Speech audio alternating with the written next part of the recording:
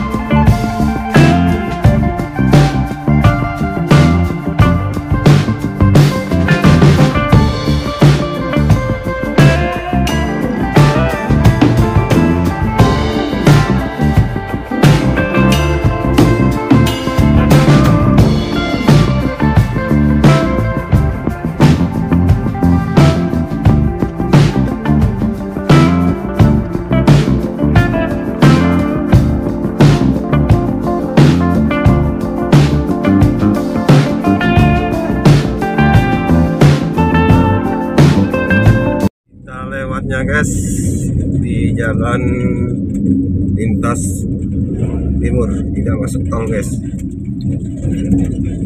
Kalau masuk tol bisa 15 menit sudah nyampe. Kalau lewat jalan lintas ini bisa-bisa 25 menit, paling cepat 20 menit.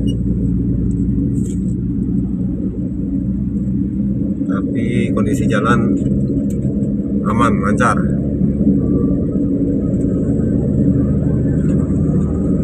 Sepi guys, karena siang kita lewatnya. Kalau sore mungkin macet guys.